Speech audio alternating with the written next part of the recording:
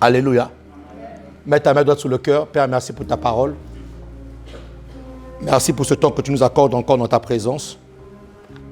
Nous voulons recevoir ta parole. Parle-nous, s'il te plaît, Seigneur. En dommage, Seigneur, notre manière de penser. Nous nous humilions au Père.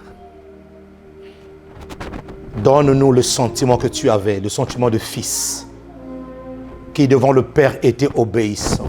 Nous te supplions, fais taire toute la voix de la chair et que l'Esprit puisse parler à son Église. L'Église est à toi et tu as dit que les portes de ces jours de mort ne prévaudront point contre elle. Alors, Père, fais-nous grâce ce matin. Parle-nous. Par le nom de Jésus. Les saints disent Amen. Pendant que je suis en train de faire cette prière, j'ai ressenti une compassion. Dieu a compassion d'une personne ici, là. Tu vas recevoir la compassion de Dieu dans ta vie. Dieu a eu pitié de quelqu'un pendant que je suis en train de prier.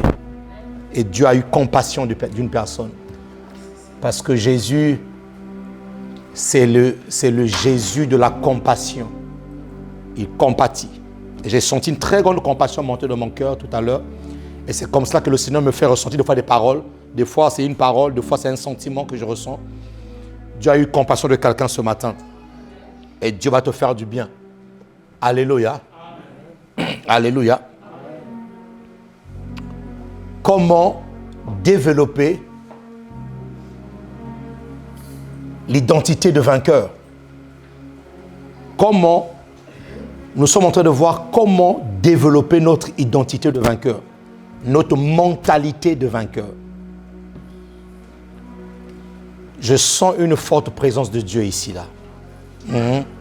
Je sens une très forte présence de Dieu. Je sens l'Esprit me saisir. Et je veux que tu écoutes, que tu sois à l'écoute ce matin. Comment je fais pour développer mon mindset de vainqueur, ma mentalité, mon identité de vainqueur. Je vous ai mis depuis déjà 2 dimanches, je pense 3 dimanches, je vous ai mis sur un cheminement. Je vous ai mis sur un cheminement, le cheminement qui consiste à être d'abord sur un cheval blanc, qui est le signe de la sainteté, parce que tout commence par la sainteté. Tout commence par la nature de Dieu. Qui me dit Amen? Qui est convaincu qu'il a la nature de Dieu en lui? Très bien. Ça commence par là, mes amis. Si tu n'as pas la nature de Dieu, c'est compliqué. Et je prie que le diable ne puisse pas t'enlever cette pensée-là, de croire que tu n'as pas la nature de Dieu. Tu as la nature de Dieu en toi. Qui me dit Amen ici, là? Très bien. Parce que tu es né de Dieu. Et puisque tu es né de Dieu, tu as la nature de Dieu. Voilà. Un lion donne des lionceaux. Il ne donne pas un autre animal qui a une autre nature que lui. Non, non, non. Il donne, il se reproduit. Dieu se reproduit en toi. Ça, il faut que tu comprennes ça. Dieu se reproduit en toi. Et nous avons dit que sans la paix, Hébreux 12, 14, sans la paix et la sanctification, personne ne peut voir Dieu. Et donc nous sommes dans un cheminement où nous sommes montés sur le cheval blanc, où nous sommes présentés devant le Seigneur. Mais devant le Seigneur, pour se présenter devant le Seigneur, tu dois être en paix avec toi-même, avec ceux qui t'entourent, et tu dois marcher dans la sanctification. Et curieusement, lorsque nous lisons le livre d'Hébreux 12, 14, la Bible déclare « Recherchez la paix et la sanctification sans laquelle personne ne verra Dieu ». C'est curieux. On allait plutôt dire ceci. Recherchez la paix et la sanctification sans lesquelles. Mais on dit sans laquelle. Il y a 2 choses là. Il y a la paix et la sanctification. Recherchez. Le Saint-Esprit m'a arrêté là, hier soir. Là. En fait, je lisais ça, ça m'a fait... C'est bizarre ça. Recherchez. C'est pour ça que des fois quand vous lisez la Bible, faites attention à ce que vous lisez. Recherchez la paix avec tous et la sanctification. On a dit sans lesquels normalement. Non? C'est pas ça?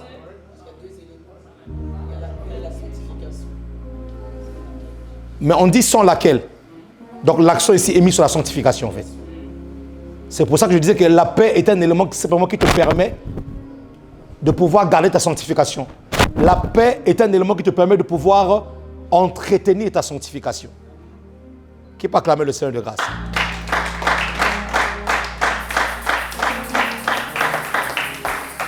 Alléluia. Et donc, il faut voir Dieu. Pour voir Dieu, il faut la sanctification. Si tu ne marches pas dans la sanctification, tu mets une croix sur la vision de Dieu. Voilà. Parce que Dieu est saint. Et la première chose que Dieu t'a communiquée lorsque tu es né de nouveau, c'était sa sainteté. D'accord? C'est ta sainteté. Donc tu dois veiller à ta sainteté. Et j'ai dit, ce n'est pas une contrainte. C'est une nature. Elle doit se manifester. Tu dois l'accepter et la manifester. Cette nature-là. Tu dois l'accepter et la manifester. Qui me dit amen ici là? Et nous avons dit que devant le Seigneur, on a une position. Le Seigneur doit rester élevé et nous, on doit rester dans la soumission. Le travail du caractère du vainqueur ne commence pas si tu tiens tête à Jésus. Jésus, on ne tient jamais tête. Tu dois descendre, comme Jean-Baptiste a dit, je dois diminuer, lui, il doit être élevé. Je dois disparaître, Jésus doit apparaître. Lorsque tu es devant le Seigneur, et on a précisé, il ne s'agit pas de Dieu. Dieu a revêtu le manteau du Seigneur, le kurios. C'est-à-dire que tu ne t'appartiens plus. Quand tu viens devant Dieu, tu dois te dire dans ta mentalité, dans ta manière de penser, que je ne m'appartiens plus. C'est en disant en toi que je ne m'appartiens plus que le travail de Jésus peut commencer en toi. Si en toi, il y a encore des luttes, si en toi, il y a encore des guerres, si en toi, tu te bats encore avec toi-même, Jésus ne pourra jamais commencer. Jésus commence dans la vie d'une personne qui a déposé les armes. Est-ce que je peux pas rester là? Jésus commence dans la vie d'une personne qui a déposé ses armes. Pas une personne qui est en guerre avec lui. Parce que de toute manière, Jésus n'est pas venu pour te condamner. Jésus n'est pas venu pour t'obliger. Jésus est venu pour te donner la vie. Il est venu te proposer la vie. Qui me dit amen ici là? Qui me dit amen ici là? Et donc, Jésus commence à faire son travail. Le Seigneur Jésus commence à faire son travail dans ta vie lorsque tu déposes les armes. Dis avec moi, déposons les armes. Dis encore comme vivons, déposons les armes. Voilà. Tu n'es pas en guerre avec Jésus. Parce que lui veut te communiquer la mentalité du vainqueur. Il a envie de te façonner. Il a envie de te donner la forme qu'il faut. Qui me dit amen ici, mes amis? Et le dimanche dernier, j'ai dit quelque chose de très important. Que le Seigneur est en train de reprogrammer son peuple. Il est en train de remettre, il est en train de réinitialiser le programme qu'il avait mis dans la vie de son peuple. Et oui, mon ami, parce que tu as connu des dommages dans ta vie. Tu as connu des chocs. Le monde t'a déformé. Le monde a enlevé en toi l'identité du départ. Celle qui t'a permis, celle qui a permis à ta vie de voir le jour, l'identité du départ. Tu as eu des personnes qui t'ont rabaissé. Et l'expression que j'avais utilisée le dimanche dernier, c'est que dans ton programme, il y a eu un bug. Et il faut que le Seigneur puisse réinitialiser. Il faut que Dieu puisse mettre un nouveau programme. Et oui, parce que les temps arrivent où ta vie chrétienne va connaître des challenges, des défis que tu dois relever. Mais ces challenges-là passent d'abord par la reconnaissance de mon identité. Si ton identité est fausse, écoute-moi très bien. Si ton identité chrétienne est fausse, je t'assure que les challenges qui arrivent devant toi, là, tu ne pourras pas les combattre. Tu ne pourras pas. Impossible. Impossible. Impossible. Il arrive à un moment donné où chaque enfant de Dieu doit être plongé dans l'eau. Parce que l'eau est un élément révélateur. Il arrive à un moment donné où chaque enfant de Dieu doit être plongé dans l'eau. On te plonge dans un liquide, tu ressors de là et c'est en ce moment-là qu'on reconnaîtra qui tu es. Est-ce que je dois parler à quelqu'un ici là? Est-ce que je dois parler à quelqu'un ici là? S'il vous plaît, suivez ici là. Suivez, ne regardez pas les gens qui sont en train de rentrer là. Suivez-moi ici, s'il vous plaît. Donc, vous devez comprendre une chose, mes amis. que le temps est arrivé où chaque enfant de Dieu doit prendre au sérieux son identité. Son identité de chrétien. Parce que le temps arrive où ta vie, où ton identité chrétienne sera éprouvée à un autre niveau. Mais dis avec moi, je suis vainqueur. Ah, dis-le bien, je suis vainqueur. C'est pour ça que tu dois laisser la parole te transformer. Tu dois laisser la parole faire un travail considérable en toi. Tu ne dois jamais t'opposer à la parole. Ne t'oppose pas à la parole. Si tu veux vivre la main de Dieu, ne t'oppose pas à la parole. Laisse-toi comme dans les mains d'un chirurgien qui est en train de faire son opération. Et fais-lui confiance. Est-ce que je parle à quelqu'un ici là? Est-ce que je parle à quelqu'un ici là? Très bien. Maintenant, prends avec moi Jérémie 18, verset 3. Nous avons dit que nous sommes devant le Seigneur, n'est-ce pas? Et devant le Seigneur, on est soumis. Devant le Seigneur, on est soumis. Devant le Seigneur, on le laisse faire le travail. Parce que Dieu connaît la forme qu'il va te donner. Que nous dit Jérémie 18, verset 3 à 4. Je descendis dans la maison du potier. Dis avec moi le potier. Et voici, il travaillait sur un tour. Le verset 4. Le vase qu'il faisait ne réussit pas. Comme il arrive à l'argile dans la main du potier, il en refit un autre vase, tel qu'il trouva bon de le faire. C'est en cette saison-là que nous sommes. Nous sommes dans les mains de notre potier. Notre potier ici, c'est qui? C'est Dieu. Dieu est notre potier. Et nous sommes l'argile entre ses mains. Et la Bible déclare ceci. Lorsqu'il était en train de travailler l'argile sur le tour, en train de tourner, le tour est en train de tourner, la Bible déclare que le pot qu'il faisait ne réussit pas. Et lorsque le pot qu'il faisait ne réussit pas, écoute-moi très bien, je vais t'annoncer quelque chose de très violent spirituellement. Je vais t'annoncer quelque chose de très violent spirituellement. Écoute-moi très bien. Lorsque tu as donné ta vie à Jésus, et lorsque tu es devant le Seigneur, que tu laisses Jésus faire, lorsque tu échoues, ce n'est pas ta responsabilité, c'est la responsabilité de Jésus.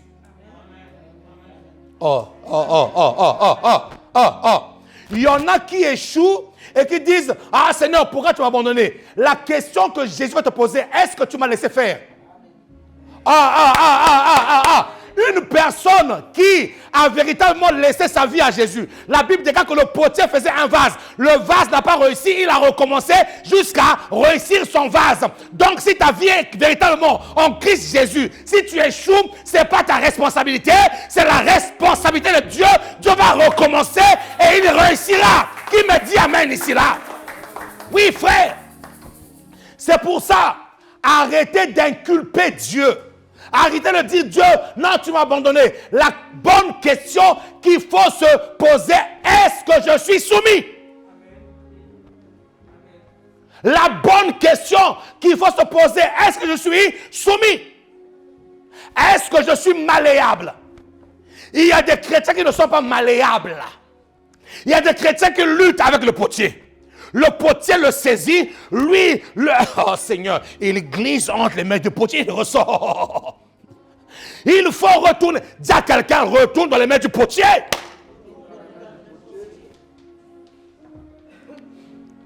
Il y a des chrétiens qui sont gluants entre les mains du potier. Pendant que le potier travaille, non, je ne sais pas comment ils font. Ils glissent, ils sortent.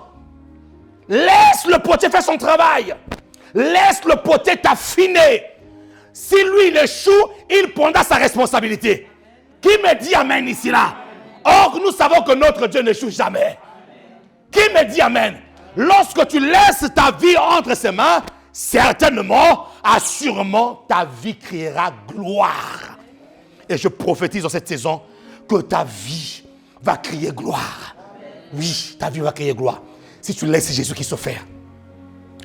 C'est pour ça que ces temps-ci, nous sommes dans une saison de prière où nous ne faisons que supplier devant la présence de Dieu.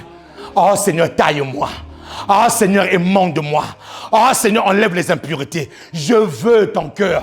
Papa, avant de me donner de l'argent, donne-moi d'abord ton cœur. Parce que si je n'ai pas ton cœur, l'argent risque de me perdre. D'abord ton cœur. Ton cœur me donnera la possibilité de dominer sur l'argent. D'avoir comme n'ayant pas. D'avoir des choses comme si je les ai pas. Pourquoi? Parce que j'ai le cœur de Dieu. Ton cœur va me donner la capacité de ne pas avoir l'orgueil parce que j'ai eu. Non. Donne-moi d'abord ton cœur, Seigneur. C'est d'abord le cœur de Dieu que nous cherchons. Oui, d'abord le cœur de Dieu. D'abord le cœur de Dieu, mes amis. Et donc, si tu es entre les mains du potier, même si le potier échoue, c'est sa responsabilité. Donc, il y a des échecs que nous avons dans notre vie. Il ne faut pas les mettre sur Dieu parce qu'il n'a pas le contrôle de ta vie. Ne le mets pas sur le Seigneur parce qu'il n'a pas le contrôle. Donc avant de dire Seigneur tu m'as abandonné, pose-toi la question de savoir est-ce que je suis soumis? Est-ce que je suis malléable entre les mains du Seigneur? Acclame Dieu pour ta vie.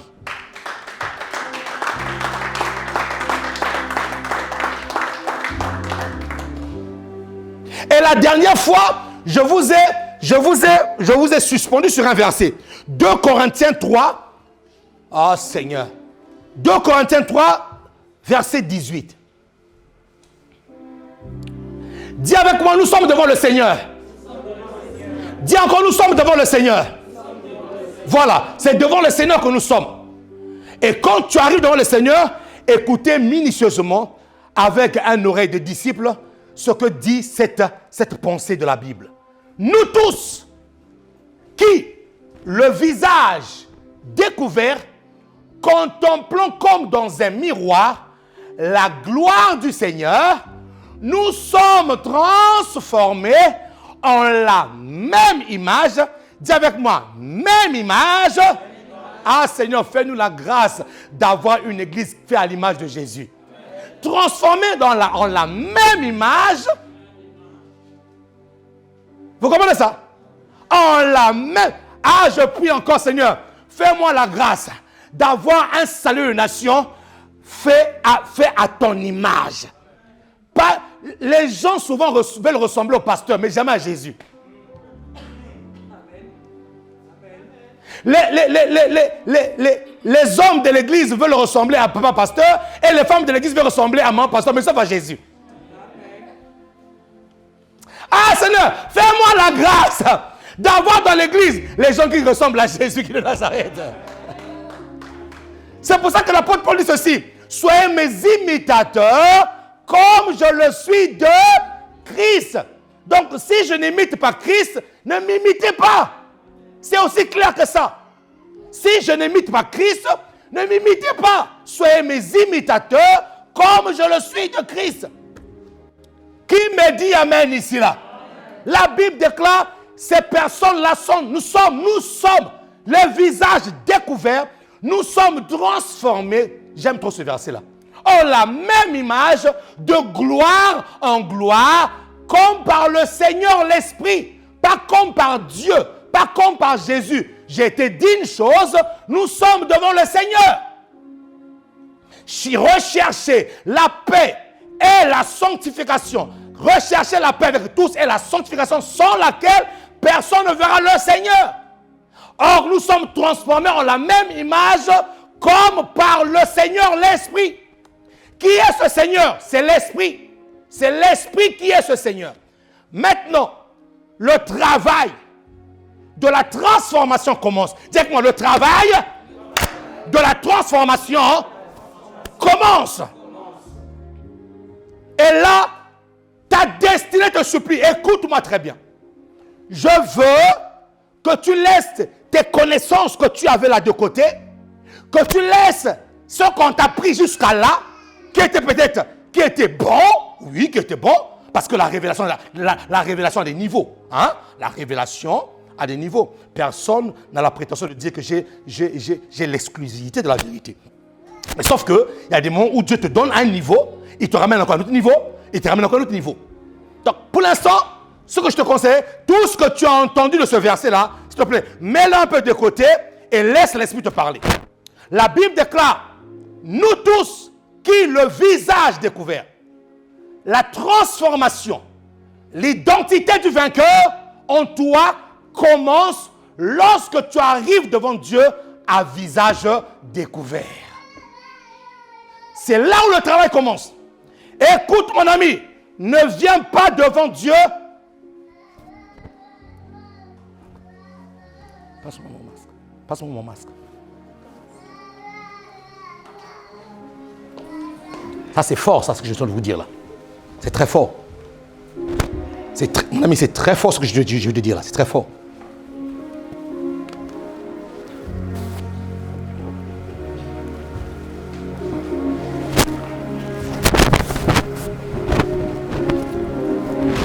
Un jour, je suis parti chez mon père spirituel, alors qu'il faisait un séminaire ce jour-là. J'avais mes lunettes comme ça là, et j'avais mon masque. Il a vu un monsieur assis au fond là-bas, il ne sait pas tout c'était qui. Et à la fin du culte, il regarde. Donc, en fait, il voulait savoir c'était qui. Mais sauf qu'il n'avait pas une bonne visibilité parce qu'il avait un masque. Il n'avait pas une bonne visibilité parce que j'avais un masque. Et en plus, je ne mettais pas les lunettes avant. J'ai mis les lunettes. Quand j'ai fait ça, oh, ça faut rien. Oh,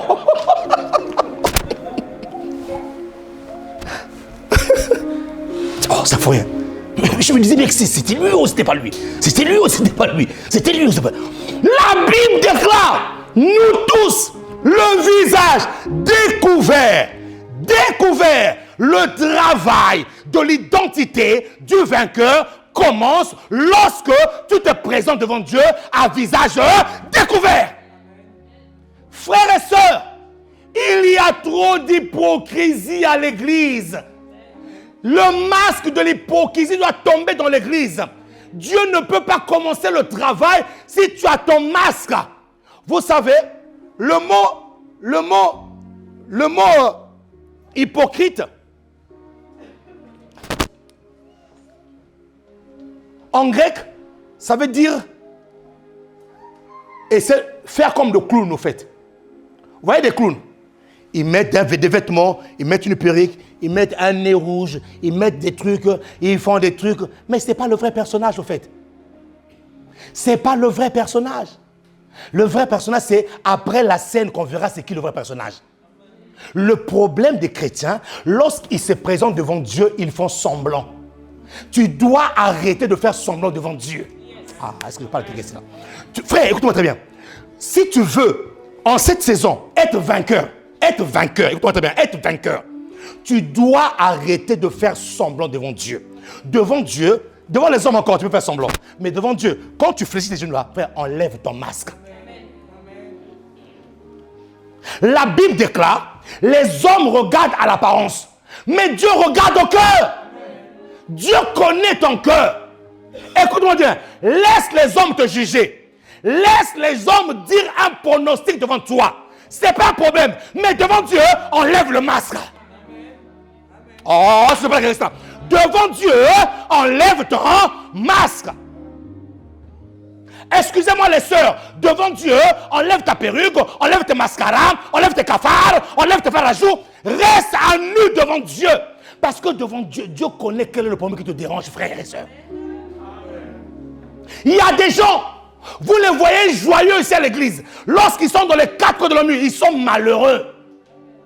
Mais ce malheur-là, même si le pasteur ne le connaît pas, va devant Dieu. Dis Seigneur, écoute-moi, hein, papa, j'ai assez fait semblant. Maintenant, découvre-moi tel que je suis.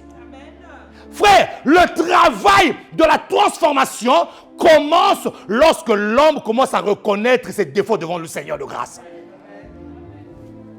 Pas devant le pasteur d'abord, devant le Seigneur. C'est pour ça que l'apôtre Paul dit, nous tous qui le visage découvert, enlève ton masque, arrête de faire semblant. Tu connais des choses qui te dérangent. Tu connais tes luttes, frère. Il y a des personnes comme ça là qui sont capables devant les gens de dire ah non non je veux pas trop, qui sachent que c'est pas grave. Les hommes en sont égal. Les hommes, on s'en fout qu'ils puissent savoir ce que... Mais devant le Seigneur, quand tu fléchis les genoux, frère, sois à nu devant lui. Sois à nu devant lui. Enlève ton masque. Dis au Seigneur, Seigneur, je viens devant toi le visage découvert. Devant le Seigneur, on ne vient pas avec un masque. Non, non, non. Le masque que tu mets devant le Seigneur n'est pas ton vrai visage. Dieu veut le travail pour que Dieu puisse impacter ta vie. Le travail qu'il doit faire doit commencer par te voir tel que tu es. C'est pour ça, lorsqu'il a commencé son ministère, la Bible dit qu'il a pris des gens de rien, des gens sans instruction, des gens qui n'avaient pas de niveau, mais il les a pris. Et ces personnes-là sont venues devant lui telles qu'ils étaient. Qui me dit amen ici là?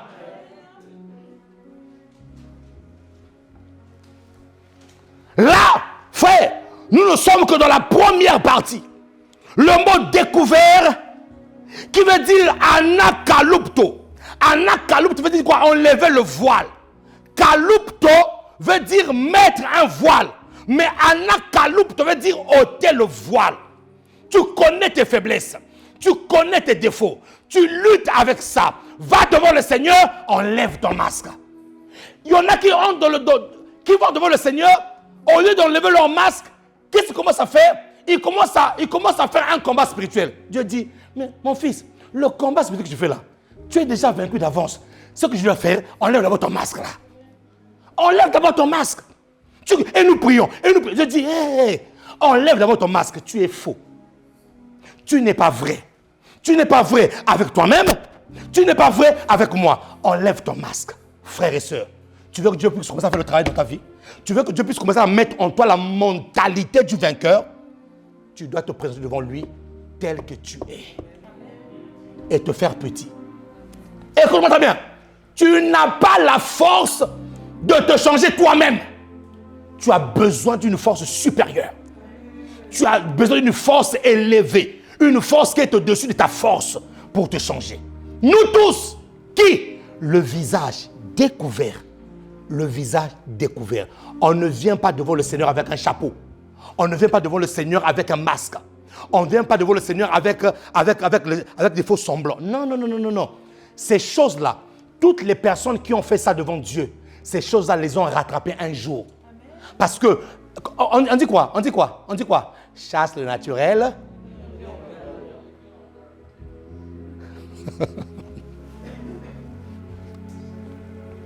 Chasse le naturel, il revient au galop. Donc, le diable te fait comprendre que toi, tu es capable toi-même de pouvoir résoudre ce problème-là. Non, tu peux faire semblant. Non, il ne faut pas que les gens te voient comme ça. Non, il ne faut pas que les gens sentent que tu es comme ça. Mais devant Dieu, il faut dire au diable, hey, je suis devant mon Père là, je suis à nu. Je suis à découvert. Et là, en ce moment-là, le travail peut commencer. Qu'est-ce qui s'est passé? Ce qui s'est passé, c'est que voilà un homme. Voilà un homme que Dieu veut utiliser. Cet homme, c'est Moïse. Le grand Moïse. Le grand Moïse. Le grand Moïse qui a reçu mandat de Dieu. Frère, d'aller libérer un peuple qui était en captivité pendant 430 ans. Moïse. Moïse qui a vécu dans la maison de Pharaon. Moïse qui était un pharaon en puissance. Et oui, parce que Moïse a appris la littérature égyptienne. Moïse a appris la science égyptienne. Moïse a appris même la sorcellerie égyptienne. Moïse a appris toutes ces choses. Donc, le pharaon ne voyait même pas son fils Ramsès. Non, il voyait Moïse. Parce que Moïse était plus habile. Parce que Moïse était intelligent. Parce que Moïse a occupé une place considérable dans le palais. Et c'était lui, ce Moïse-là. Mais qu'est-ce qui se passe? C'est que Dieu appelle Moïse. Lorsque Dieu appelle Moïse, nous sommes dans Exode 3. Et mon ami, là, j'aimerais que tu m'écoutes. Nous tous qui le visage découvert, on ne vient pas, on ne se transforme. Dieu ne commence pas le travail de la transformation du vainqueur si tu viens devant lui avec un masque. je te prêche ce message-là pour que tu arrêtes d'être faux, pour que tu acceptes d'être vrai. Peut-être si tu fais semblant devant les hommes, mais devant Dieu, sois vrai. Peut-être si tu n'as pas envie que les hommes puissent voir tes larmes, mais devant Dieu, pleure. Frère, moi devant Dieu, je pleure. Devant Dieu, je pleure comme un enfant. Je crie. J'ai mes entrailles. Je pleure. Il y en a qui on ne sait même pas quelle année ils ont pleuré devant le Seigneur. Devant Dieu, je pleure, frère. Maintenant, suivez. Nous sommes dans Exode 3. La Bible déclare quoi? Moïse faisait paître le troupeau de Jéthro, son beau-père, sacrificateur de Madian, et il mena le troupeau derrière le désert et vint à la montagne de Dieu. Moïse est allé à la montagne de Dieu. Que dit la parole? Cette montagne s'appelle Horeb, pardon. Verset 2. L'ange de l'Éternel lui apparut dans une flamme de feu. Dites-moi flamme de feu. L'ange de l'Éternel lui apparut dans une flamme de feu au milieu d'un buisson. Moïse regarda. Voici, le buisson était tout en feu et le buisson ne se consumait point. Voici un homme qui a été élevé avec la science égyptienne. Voici un homme qui a reçu l'éducation de l'Égypte. L'Égypte ici, là, notez-le, certains le savent, c'est le type du monde. À chaque fois quand on parle de l'Égypte, l'Égypte est le type du monde. Dans la Bible, dans la parole de Dieu, il y a ce qu'on appelle des types. Et dans la Bible, l'Égypte, quand on dit qu'une personne vient de l'Égypte, on dit que cette personne vient du monde. Et Pharaon est le type de Satan qui a opprimé le peuple de Dieu pendant des années, pendant 430 ans en Égypte. Et c'est ce Moïse-là aussi qui faisait partie de ce peuple-là. Bien qu'il n'était pas esclave, bien qu'il était dans la maison de Pharaon, mais il fait partie de ce peuple esclave. Et Moïse vient de l'Égypte. Et lorsqu'il arrive de l'Égypte, par l'appel du Seigneur, il monte à la montagne, il voit là ce qu'on appelle le buisson. Le buisson ardent, un feu qui s'allume. La Bible déclare quoi? Moïse regarda. Je vais le lire pour que tu comprennes ce qui va se passer dans ta vie en cette saison. La Bible déclare, au milieu d'un buisson, Moïse regarda et voici le buisson. Si Moïse a pu regarder le buisson, c'est parce que sur sa face, il n'y avait rien qui l'empêchait de regarder le buisson. Si Moïse avait une plaque sur ses yeux, il n'allait pas voir le buisson. Si Moïse avait un corps opaque devant lui, il n'allait pas dire que j'ai vu le feu et j'ai vu le buisson. Si Moïse a vu le buisson, si Moïse a vu le feu, c'est parce que Moïse était à visage découvert. Dis-moi, on va quelque part. Dis encore, on va quelque part. Moïse donc s'est présenté devant Dieu à visage découvert. Donc Moïse a rejoint l'apôtre Paul qui dit, nous tous, le visage découvert. La transformation de Moïse en un autre homme a commencé lorsqu'il a vu face à face le buisson ardent. La transformation de Moïse a commencé lorsqu'il a vu face à face le feu. Et ce qui est intéressant ici à comprendre, mes amis, c'est que Moïse est monté sur la montagne. Moïse est monté sur la montagne sans feu. Moïse est monté sur la montagne sans bois. Qu'est-ce que j'ai envie de dire à quelqu'un ici là? Lorsque Dieu veut te transformer, lorsque Dieu veut commencer à mettre en toi la mentalité du vainqueur, écoute-moi très bien, tu viens devant Dieu main vide. Le feu et le buisson, c'est Dieu lui-même qui apporte ça.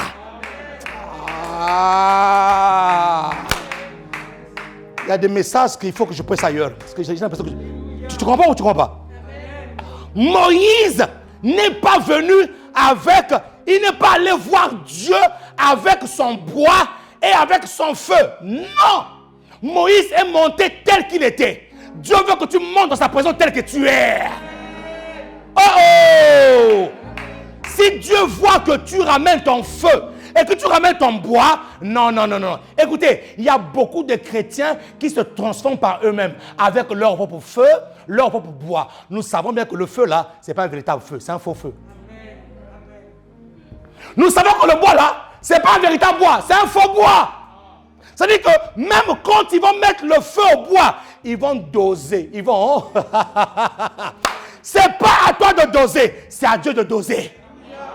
Oh, je répète encore. C'est pas à toi de doser le feu, c'est à Dieu de doser le feu. Écoute-moi très bien.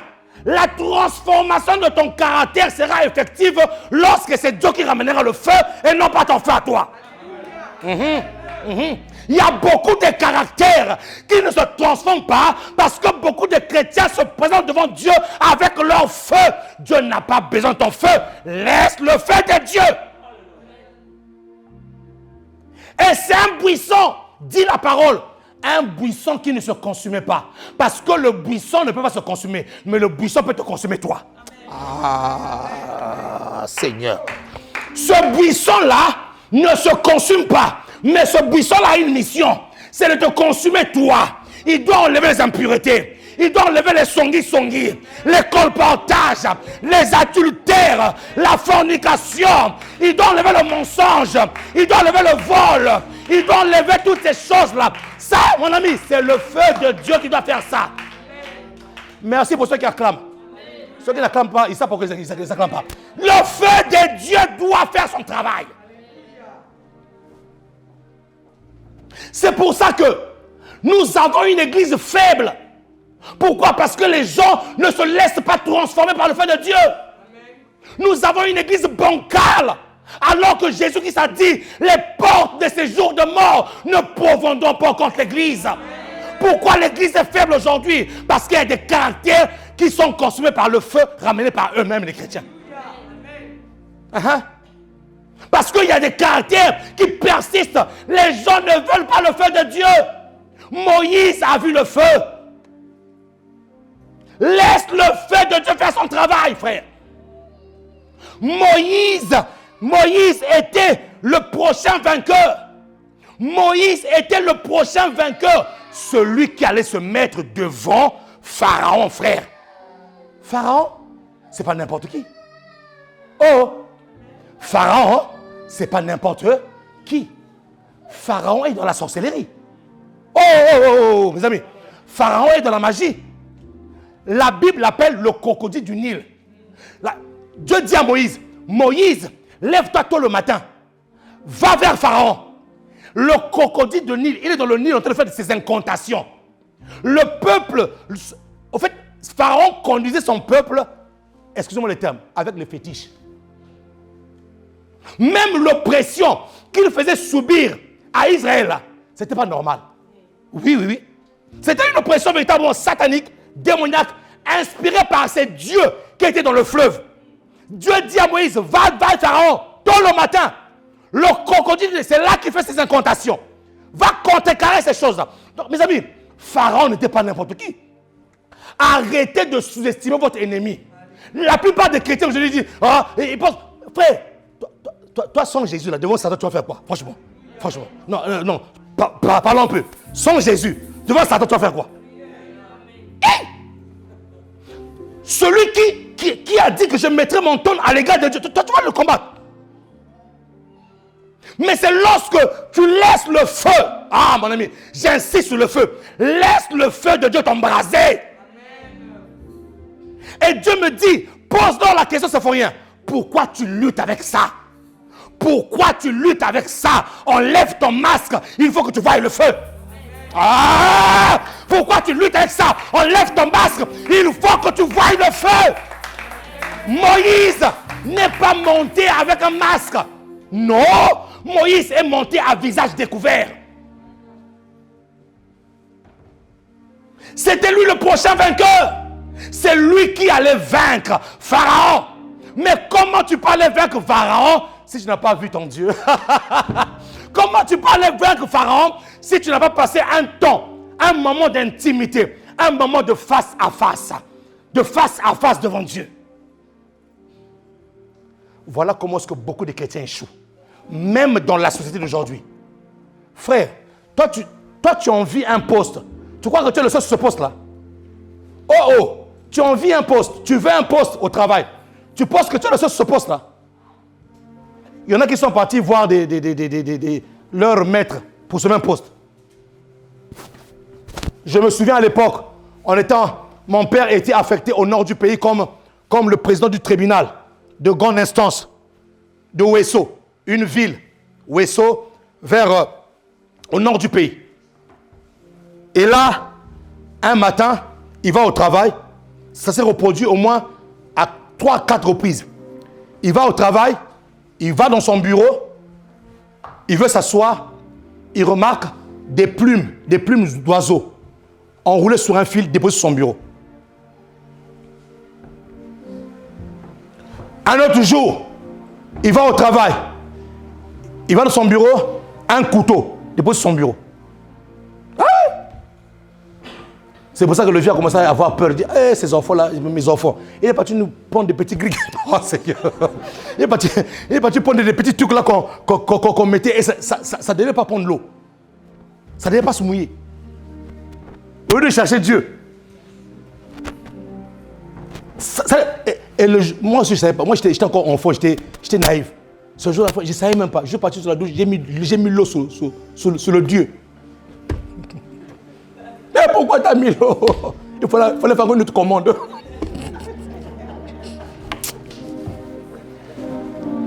Frère, au nord du pays, là-bas, on a vu des choses terribles. Terribles. Terribles. Un autre jour, il va dans son bureau, il voit 2 statuettes. Il vivait des trucs bizarres. Parce que ce poste-là, d'autres personnes voulaient ça. Frère, comment veux-tu être vainqueur? Le monde dans lequel nous nous trouvons, c'est un monde de la superstition. Comment veux-tu être vainqueur alors que tu n'as pas passé le temps devant Dieu? Dis à quelqu'un, il faut voir le feu. Il faut voir le feu. Ah non, il faut voir le feu.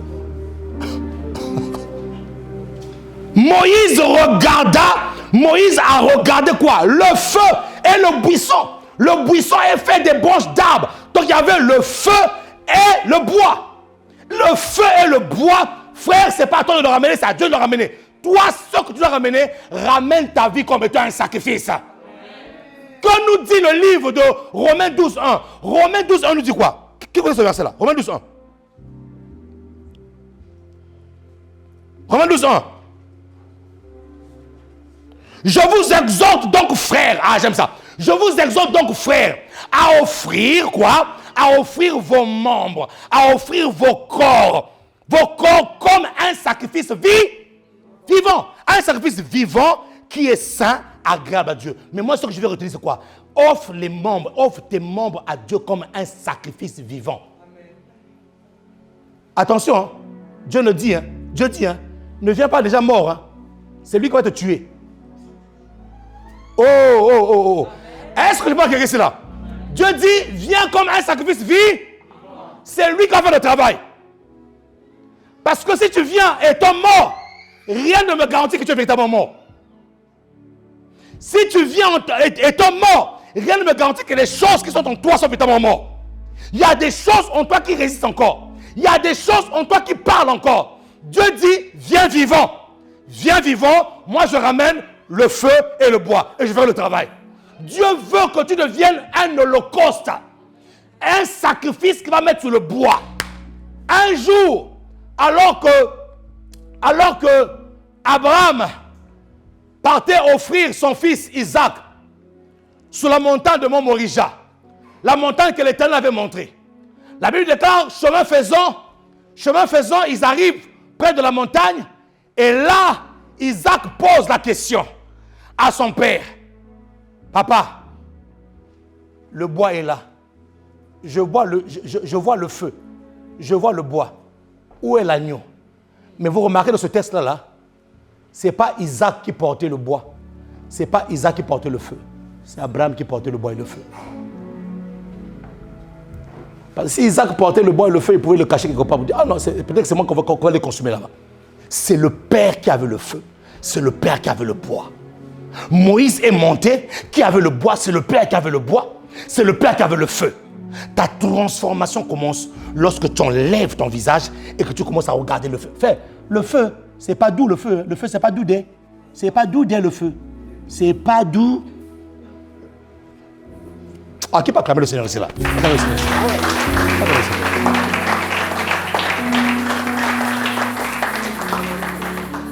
Le feu, c'est pas doux. Comme on dit chez nous en Côte d'Ivoire, c'est pas doux. Ça brûle. Ça consume. Dieu veut consumer. Dieu veut enlever les impuretés dans ta vie, frère. Pourquoi? Parce que Dieu t'appelle vainqueur. Il t'appelle vainqueur. Il t'appelle vainqueur. Qui me dit gloire au Seigneur ici là? Qui me dit gloire au Seigneur ici? Suivez la suite. La Bible dit quoi?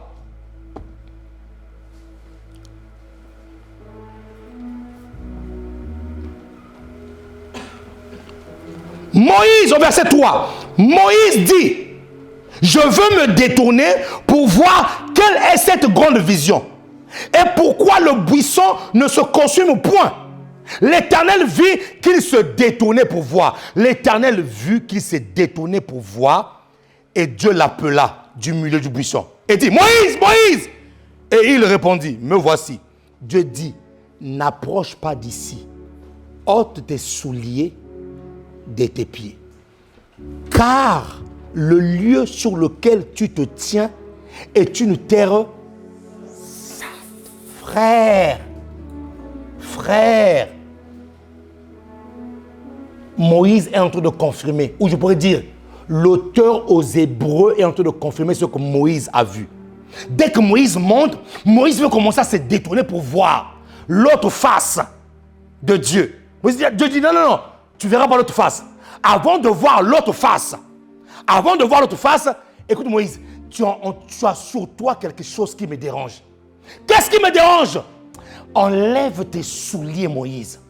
Parce que Moïse, tes souliers me rappellent l'Égypte. Tes souliers me rappellent que tu es un meurtrier. Tu as tué quelqu'un en Égypte. Or que le lieu dans lequel tu te trouves est une terre sainte. Cherche la paix avec tous et la sanctification sur laquelle personne ne verra Dieu. Moïse, tu veux me voir? Enlève l'Égypte.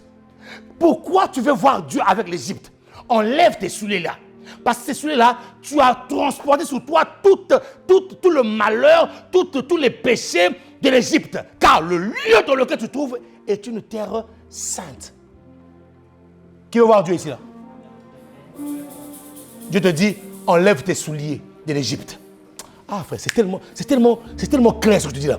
Enlève tes souliers de l'Égypte. Moïse, tu es un meurtrier. Pourquoi Moïse? Moïse, si tu gardes tes souliers, tu ne seras pas imprégné de ma sainteté. Parce qu'il va y avoir quelque chose qui va empêcher ma sainteté de t'affecter. Parce que n'oublie pas Moïse que je fais de toi d'abord, je fais de toi mon vainqueur. Et mon vainqueur est celui qui a ma sainteté. Donc enlève tes souliers pour que tu t'imprègnes. Enlève ta vie du monde. Frère, crucifie ta vie du monde. Sœur, crucifie ta vie du monde et laisse-toi imprégner de la sainteté de Dieu. Dieu dit à Moïse, je veux faire de toi vainqueur. Mais la première chose que je veux te donner, c'est ma sainteté. La terre dans laquelle tu te trouves est sainte. Enlève l'Égypte. Est-ce que quelqu'un ce matin décide d'enlever l'Égypte? Enlève l'Égypte sur toi. Là-bas, on a dit que tu es meurtrier. Là-bas, tu as appris les sens occultes. Là-bas, tu as appris la magie égyptienne. Enlève l'Égypte sur toi. Enlève l'Égypte. Parce que la terre... Ah Seigneur, écoutez ce que Dieu me dit. Écoutez ce que l'Esprit me dit.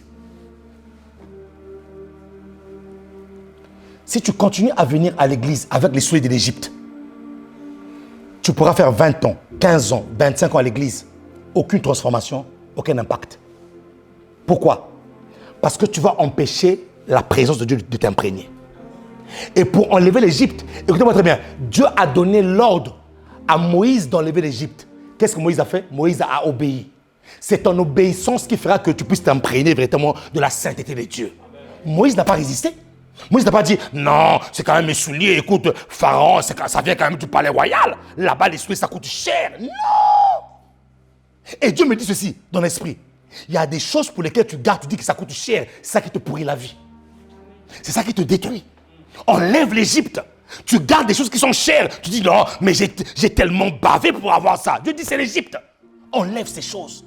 Car la terre dans laquelle tu te trouves est une terre sainte. Je veux que tu enlèves l'Égypte pour que tu t'imprègnes de ma sainteté. Pour que ma sainteté te revête comme un vêtement. Pour que ma sainteté te revête comme un manteau. Moïse, enlève l'Égypte. Enlève l'Égypte. Qui me dit amen? Verset 6. Et il ajouta, je suis le Dieu de ton père, le Dieu d'Abraham, le Dieu d'Isaac et le Dieu de Jacob. Qu'est-ce que Moïse a fait? Ouais, je vais vous enseigner la parole. Qu'est-ce que Moïse a fait? Il n'allait pas faire ça. Fallait pas qu'il fasse ça. Moïse cacha le visage car il craignait de regarder Dieu. Au début, il regardait le Seigneur.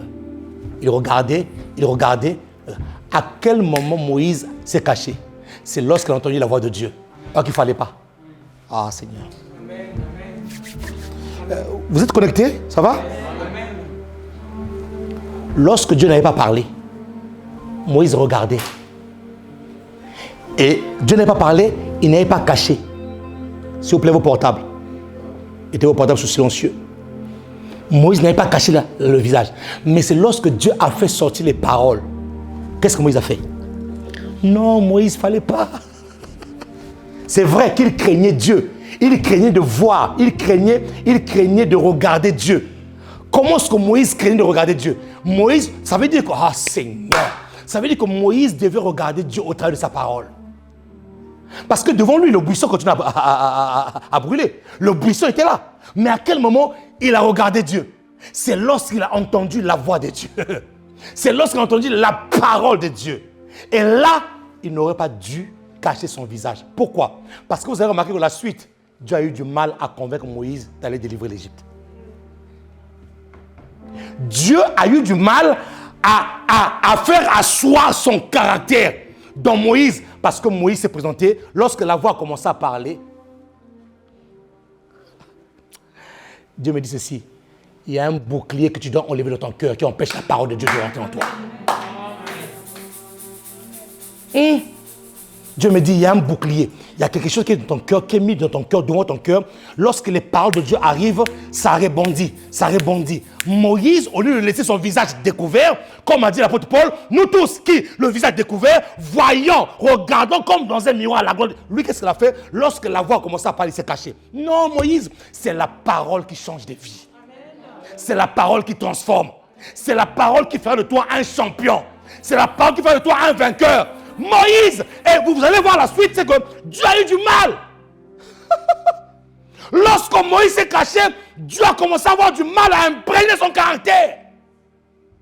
Bien qu'il était déjà saint, parce que Moïse a enlevé les sandales, il était déjà saint.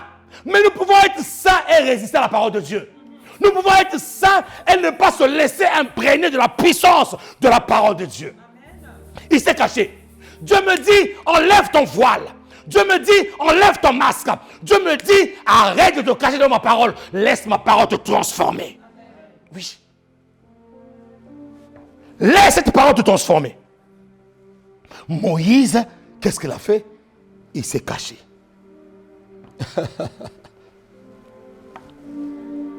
Ton identité ne pourra jamais se développer si tu te caches devant la parole de Dieu. Ton identité de vainqueur ne pourra jamais se développer si tu te caches devant la présence de Dieu. Maintenant, suivez. Nous avons dit quoi? Visage découvert. Lorsque tu as le visage découvert, ça dit que tu n'es pas hypocrite devant Dieu. D'accord? Il faut laisser maintenant la parole pénétrer en toi. Ne mets pas un bouclier de ton cœur qui empêche la parole de pouvoir travailler. Et ensuite, quand la parole commence à travailler, quand la parole commence à venir en toi, la première chose, c'est que la parole va faire quoi? La parole va te révéler. La parole va te révéler. Lorsque Dieu a commencé à parler, écoutez ce que Moïse a dit. Moïse dit à Dieu, je répète encore, bien que Dieu a fait du travail, Mais Dieu a eu du mal à faire du travail. Parce qu'il s'est caché. Mais Dieu a quand même fait le travail. Suivez. Le verset 11 dit quoi? Moïse dit à Dieu, qui suis-je pour aller vers Pharaon, pour faire sortir de l'Égypte les enfants d'Israël? Dieu dit, je serai avec toi. Mes amis, écoutez très bien. Qui va être vainqueur ici là? Le vainqueur, écoutez-moi très bien. Le vainqueur est celui qui doit répondre à la question de qui suis-je. Moïse dit, qui suis-je pour aller délivrer Israël? Je suis qui? Il y en a qui vont en guerre sans connaître qui ils sont. Il y en a qui vont se battre, qui vont dans le combat sans savoir. Mon ami, l'entité que tu veux combattre là, tu sais qui il est? Il s'appelle esprit territoriaux. Il s'appelle Akou. Akou, c'est un démon. Ils ont des noms bizarres. Dieu dit, tu ne peux pas, Moïse, aller combattre Pharaon si tu ne sais pas qui tu es. Et c'est pour, mes amis, c'est pour ça que devant Dieu, lorsque Dieu veut faire de toi un vainqueur, apprends à poser à Dieu des bonnes questions. Je suis qui? Il y a des gens qui sont dans l'euphorie de la foi, qui sont dans l'euphorie de l'appel. Ah, Dieu m'a appelé. Hé, tais-toi, assieds-toi, demande à Dieu qui tu es. Oh! Est-ce que je parle à un peuple ici là? Ah, Dieu me montre que toi, dans 5 ans, tu seras prophétesse. Alléluia, je suis prophétesse. Hé, tais-toi, va demander à Dieu, je suis qui? Oh. Dieu me montre, toi, dans 10 ans, tu seras multimilliardaire. Alléluia. Hey, tu ne sais pas qu'être multimilliardaire, il y a aussi des combats. Toi, tu vas résister à Jézabel. Quand Jézabel va se mettre devant toi là, elle a mis ses tiges là. Elle a mis phare à joue. Elle a mis cafard. Elle a mis des ongles. Et elle s'approche devant toi. Parce que tu as dit que non, tu es multimilliardaire. Toi, tu vas résister contre Isabelle. Donc, avant de dire Alléluia, derrière même la richesse, là, il y a des combats. Va poser la question, dit, je suis qui pour avoir des milliards? Les chrétiens ne posent pas de bonnes questions à Dieu. Voilà. Les chrétiens ne posent pas de bonnes questions à Dieu. Moïse ne s'est pas mis à danser sur la montagne. Oh, c'est moi le libérateur. Non, je suis qui? Je suis qui? Celui qui a la bonne connaissance de qui il est pourra mieux mener le combat devant lui.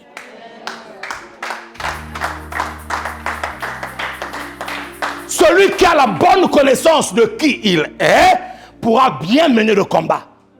Donc arrête de t'exciter lorsqu'on prophétise sur toi. Arrête. Ne t'excite pas. Parce que derrière la prophétie, il y a les combats qui vont avec ça. Donc pose la question à Dieu. Je suis qui? Je suis qui? Alors, au lieu que Dieu... Ah Seigneur. Au lieu que Dieu dise à Moïse, mon Moïse, mais tu es Moïse. Mais Moïse, tu es Moïse. Mais je suis qui, Seigneur? Mais tu es Moïse. Mais pourquoi tu poses la question, je suis qui? Moïse ne parlait pas de son nom, frère. Moïse ici ne parlait pas de son nom. Il disait à Dieu, est-ce que véritablement j'ai reçu le mandat de me tenir devant Pharaon? Oui. Il disait à Dieu, est-ce que c'est moi? Est-ce que c'est moi? Est-ce que c'est moi qui a reçu le mandat?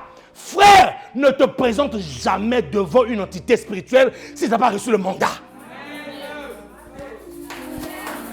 Ah oui. Vous savez, moi si je me tiens ici pour parler, frère, écoute-moi très bien. Je ne suis pas seul des... Non.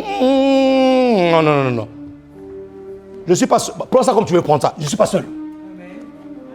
J'ai sur moi au moins 3 manteaux qui travaillent là.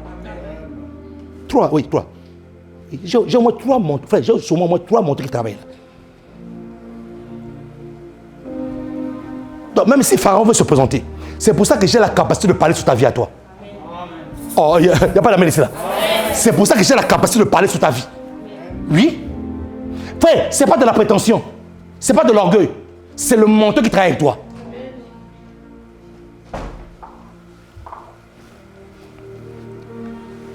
Pose la question, voisin, tu es qui?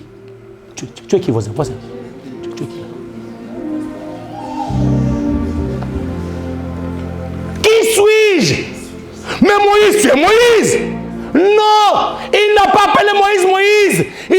Je suis avec toi. Le vainqueur est celui qui sait que Dieu est avec lui.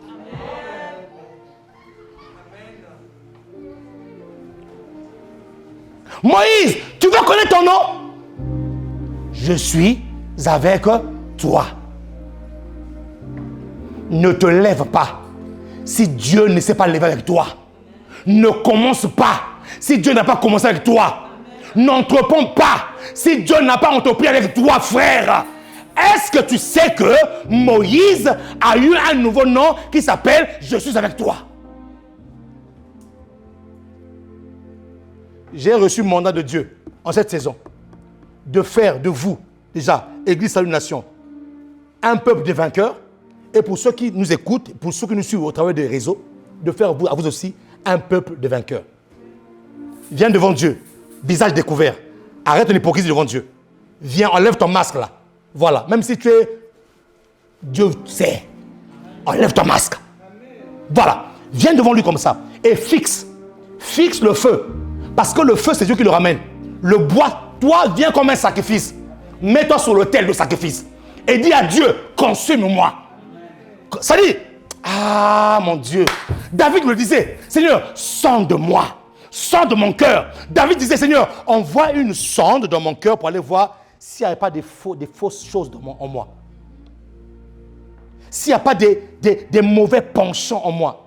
S'il n'y a pas de mauvaises pensées en moi. Sonde-moi, Seigneur. David était humble, il dit, Seigneur, sonde-moi. Sonde mon cœur. Ah, qui peut acclamer le Seigneur? Qui peut acclamer le Seigneur? Qui peut acclamer le Seigneur? Praise God. Alléluia. Sonde-moi, Seigneur. Qui suis-je? Je suis avec toi. Donc, lorsque je vais être un vainqueur, première chose, on a dit, visage découvert. Deuxième chose, on a dit, c'est Dieu qui ramène le feu et le bois. Troisième chose, on a dit, bon, ça, on a déjà dit ça, on lève les soudés dans la sainteté. Ensuite, on a dit quoi? Tu dois traiter la question de l'identité. Qui suis-je? Tu ne peux pas aller vaincre si tu ne sais pas qui tu es.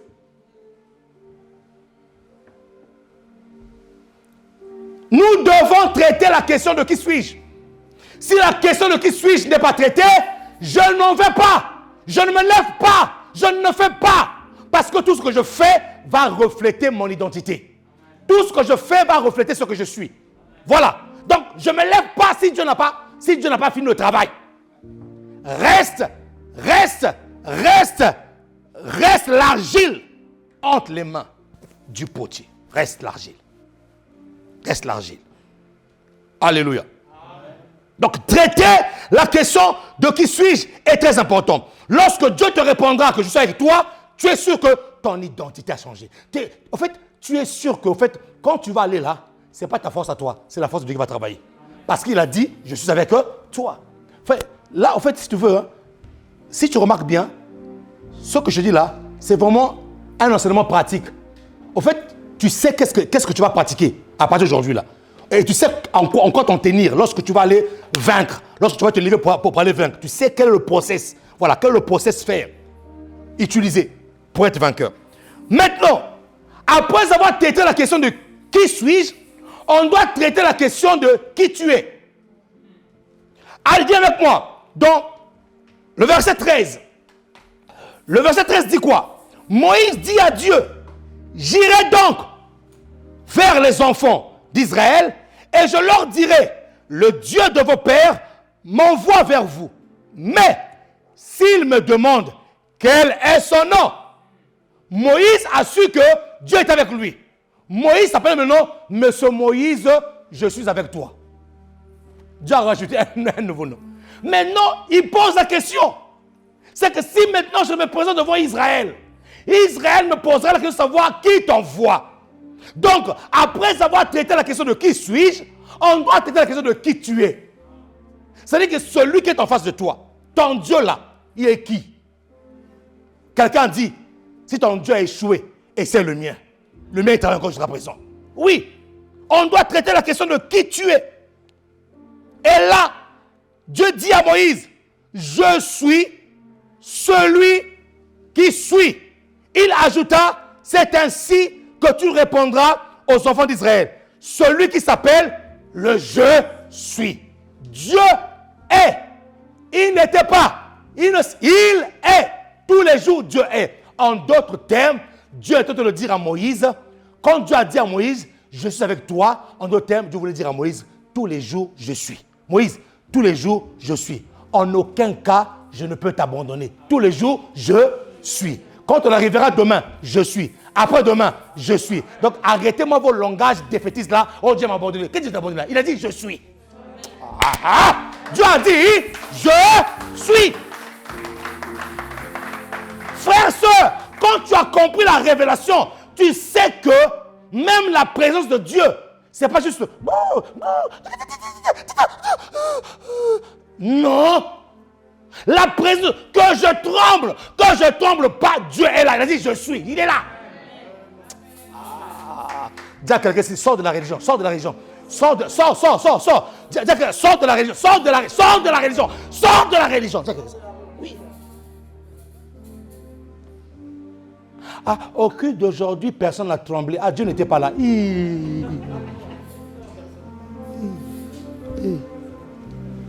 Ça, c'est pour les bébés.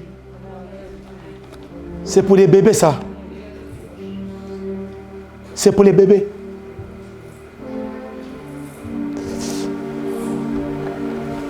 Lorsque les gens veulent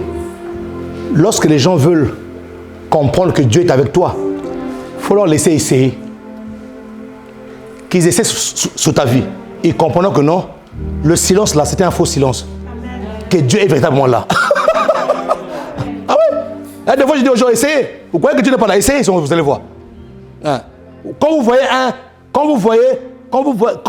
avez le doute, vous voyez un lion dans un cage, vous ne savez pas si c'est un... Comment on appelle ça là? C'est quoi on appelle ça là? Des jouets là, comment on appelle ça? J'oublie le nom, c'est bizarre.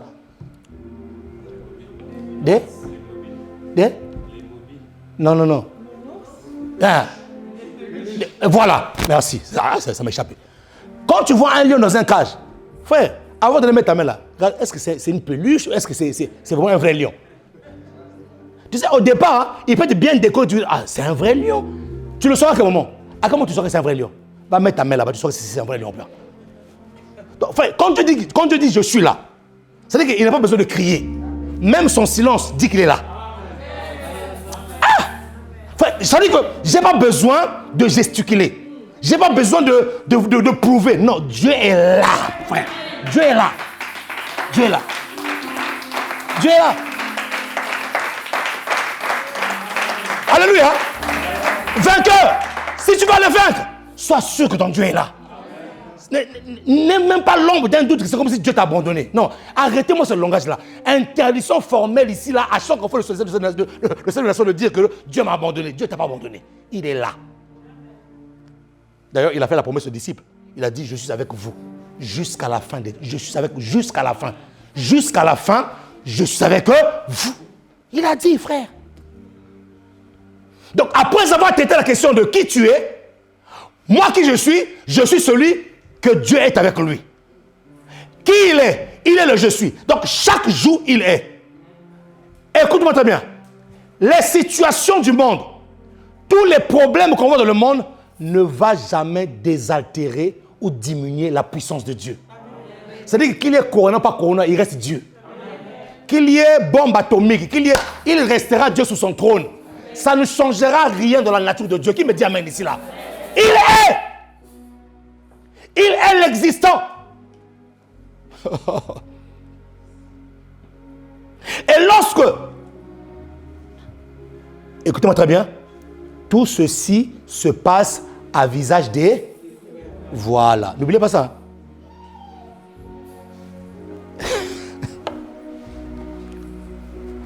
Ne va pas dire à Dieu, écoute-moi, ne va pas dire à Dieu, Seigneur, tu sais que je suis un bishop, un bishop. Écoute, arrête ça. Tu n'es pas un bishop. Devant Dieu, tu es un enfant. Seigneur, tu sais que j'ai organisé des croisades où il y a eu des padres qui sont marchés. J'ai imposé les... Frère, tu n'impressionnes pas Dieu. Tu n'impressionnes pas Dieu. Pose la question, je suis qui? Malgré les exploits que tu as fait, là, pose quand même la question à Dieu, je suis qui? Arrêtons peut-être un peu vantardise. Non, je suis le bishop. Non. Attention, parce qu'un bishop peut se transformer en ketchup aussi. Oui. Faire attention. Donc il faut être humble. Soyez humble. Oui. Malgré les exploits. Seigneur, je suis qui? Quand tu as fini cette question, à visage découvert, parce que, je répète, ça, cette phrase-là, je vais vraiment insister. Ça doit se faire à visage découvert, sans hypocrisie devant Dieu. Tu es qui? Tu es qui? Sans hypocrisie. Tu es qui? Et qui tu es? Et ensuite, bon, on va prendre un dernier texte, parce que il s'est fait que l'heure est avancée, et on va continuer la prochaine fois. Exode 4, verset 1. Qui est en train de recevoir quelque chose ici là? En fait, qui est en train de comprendre le process de la victoire? Frère, si je te donne ça, c'est pour te dire que la victoire, ce n'est pas un hasard. C'est pas on se lève un matin comme ça là, ah j'ai la victoire. Non, non, non. Ce n'est pas un hasard la victoire. Non, non, non. Va demander aux boxeurs, ils vont te dire que la victoire, ce n'est pas un hasard. Non, non, non. Va demander aux athlètes, ils vont te dire que la victoire, ce n'est pas un hasard, c'est un travail, c'est un process. Ah ouais. Donc, on termine avec ça. Exode 4, verset 1 à 3. Moïse répondit et dit, voici, ils ne me croiront point. Vous voyez? Moïse est en train de lutter avec Dieu. Pourquoi? Vous savez pourquoi Moïse luttait avec Dieu? Parce qu'il s'était caché la face. Il a fallu qu'il laisse son visage découvert. Mais quand même, Dieu a réussi quand même à le convaincre. Malgré le visage, le visage caché là, Dieu a pénétré au travers du voile. Dieu est rentré au travers du voile pour aller toucher Moïse. Et je prie, c'est ma prière. Là où tu te caches là, que Dieu puisse passer au travers du voile pour te toucher. Voilà. L'Éternel dit, qu'y a-t-il? Il dit, non d'abord, Moïse répondit à Dieu, voici, ils ne me croiront point, ils n'écouteront point ma voix, mais ils diront, l'Éternel n'était point apparu. L'Éternel lui dit, qu'y a-t-il dans ta main? Il répondit, une verge. L'Éternel dit, jette-la par terre, et il la jeta par terre, et elle devint un serpent. Moïse fuyait devant lui. Verset 6. L'Éternel lui dit encore, mets ta main dans ton sein. Et il mit sa main dans son sein. Puis il la retira et voici, sa main était couverte de lèpre blanche, comme de la neige. Verset 7. L'Éternel dit, remets ta main dans ton sein. Il remit sa main dans son sein, puis il la retira dans son sein et voici, elle était redevenue comme sa chair. Verset 9. S'il ne croit pas même à ces deux signes et n'écoute pas ta voix, tu prendras de l'eau du fleuve, tu la répandras sur la terre et l'eau que tu auras prise du fleuve deviendra du sang sur la terre. Troisième chose que tu dois faire lorsque tu as découvert devant Dieu, c'est de reconnaître tes incapacités.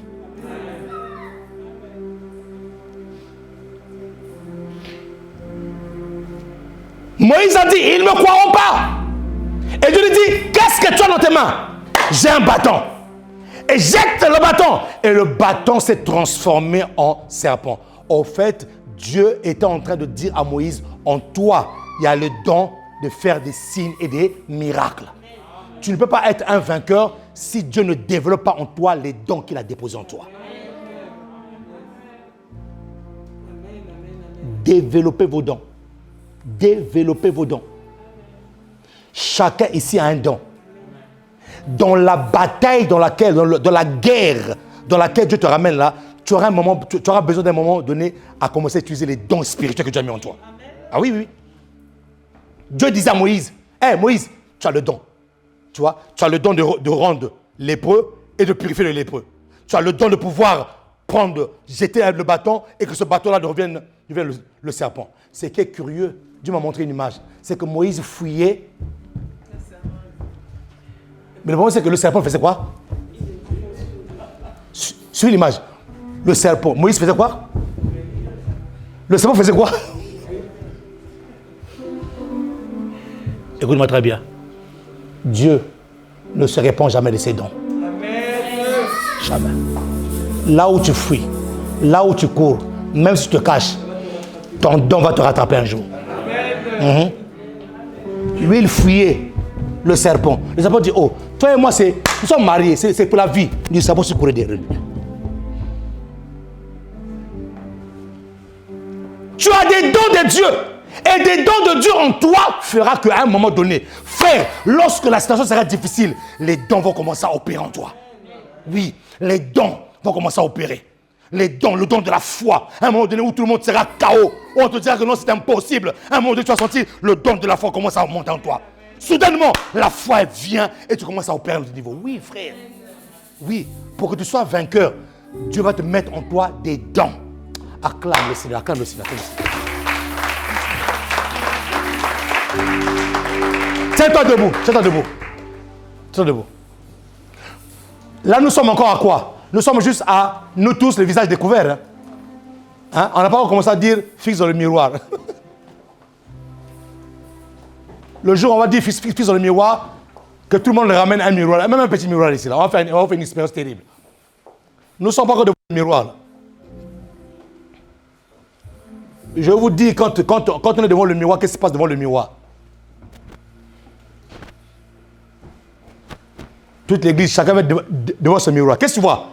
Je vois mon visage. Non, qu'est-ce que tu vois dans le miroir? Seigneur, j'aime ça. J'aime la parole. Visage découvert. Regardez fixement. Enlève tes sandales.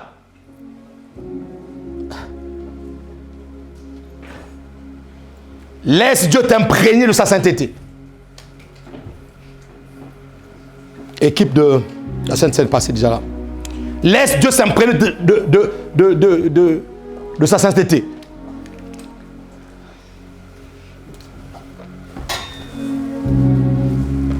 Tu dois connaître qui tu es. Et tu dois connaître celui qui t'envoie. Connaître qui je suis et celui qui m'envoie.